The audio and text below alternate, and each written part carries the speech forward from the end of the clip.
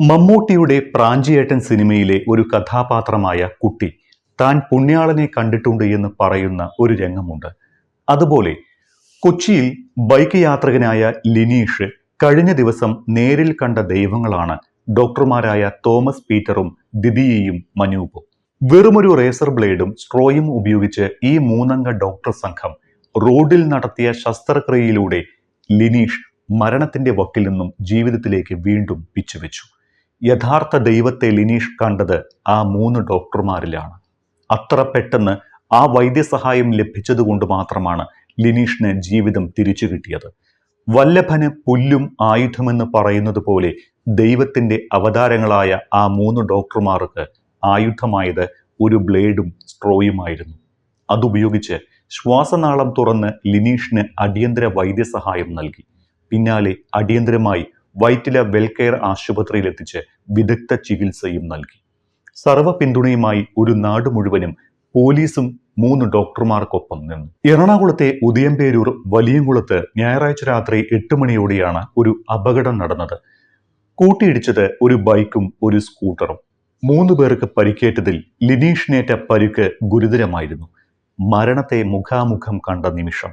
ഈ സമയം തന്നെയാണ് ഡോക്ടർ ദമ്പതികളായ ദിദിയയും തോമസ് പീറ്ററും കാറിൽ അവിടെ എത്തിയത്. ബ്ലോക്ക് കണ്ട് വാഹനം നിർത്തി നോക്കിയപ്പോൾ അപകടമാണ് എന്ന് മനസ്സിലായി. ഗുരുതരമായി പരിക്കേറ്റ ലിനീഷിനെ ഒരു മെഡിക്കൽ പ്രൊഫഷണലിന്റെ തികവോടെ ഒരാൾ കഴുത്ത് അമർത്തി പിടിച്ചിട്ടുണ്ട്. അന്വേഷിച്ചപ്പോൾ കോട്ടയം മെഡിക്കൽ കോളേജിലെ സർജൻ ഡോക്ടർ മനൂപാണ് അതെന്ന് മനസ്സിലായി. ആ അവസ്ഥയിൽ ലിനീഷിനെ ആശുപത്രിയിൽ എത്തിച്ചാലും മരണം പിടികൂടുമെന്ന് മനസ്സിലാക്കിയ ഡോക്ടർ സംഘം ജീവൻ നിലനിർത്താൻ അടിയന്തരമായി എന്തെങ്കിലും ചെയ്യണമെന്ന് തീരുമാനിച്ചു. നമ്മൾ ഒന്നിച്ച് ഒരു കൈ നോക്കാമെന്ന് മൂവരും ഒരേ സ്വരത്തിൽ പറഞ്ഞു.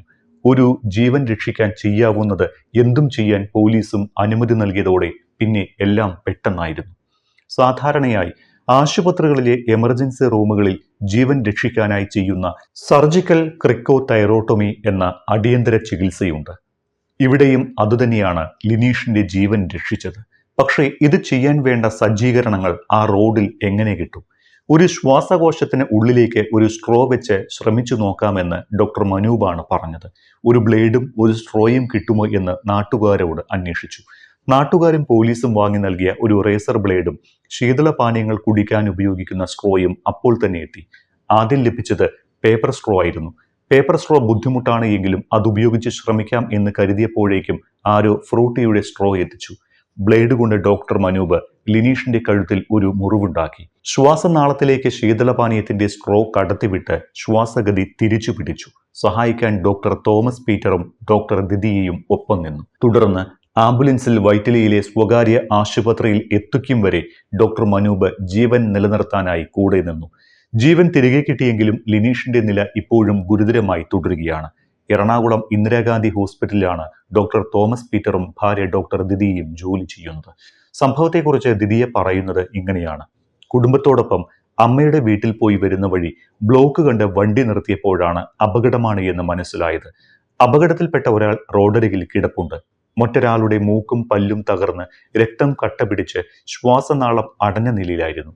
ശ്വാസമെടുക്കാൻ കഴിയാതെ റെസ്പിറേറ്ററി അറസ്റ്റ് എന്ന മെഡിക്കൽ അവസ്ഥയിലേക്ക് നീങ്ങുകയായിരുന്നു ലിനീഷ്.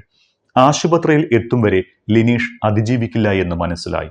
ഈ സമയം ലിനീഷിന്റെ കഴുത്ത് വേറൊരാൾ പിടിച്ചിട്ടുണ്ടായിരുന്നു. ഒരു മെഡിക്കൽ പ്രൊഫഷണൽ ചെയ്യുന്ന രീതിയിലാണ് അദ്ദേഹം പരിക്കേറ്റയാളുടെ കഴുത്ത് ഹോൾഡ് ചെയ്തിരുന്നത്.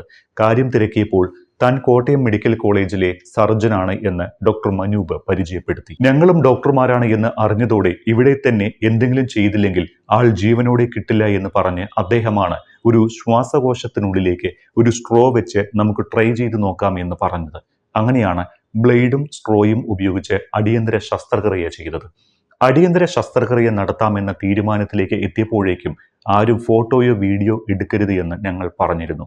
ഫ്ലാഷ് ലൈറ്റ് മാത്രം ഓണാക്കി നന്നായി ലൈറ്റ് തരണമെന്ന് പറഞ്ഞു. അങ്ങനെ നാട്ടുകാരും പോലീസും ആ സമയത്ത് എല്ലാ പിന്തുണയും നൽകി. അടിയന്തര ശസ്ത്രക്രിയ കഴിഞ്ഞപ്പോഴേക്കും ശ്വാസം തിരികെ പിടിച്ചു. അപ്പോഴേക്കും ആംബുലൻസ് എത്തി രോഗിയെ ആശുപത്രിയിലേക്ക് കൊണ്ടുപോയി.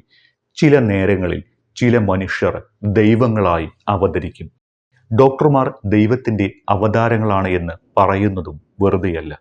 മറ്റൊരർത്ഥത്തിൽ ഡോക്ടർമാർ തന്നെയാണ് യഥാർത്ഥ ദൈവങ്ങൾ ചില സമയങ്ങളിൽ.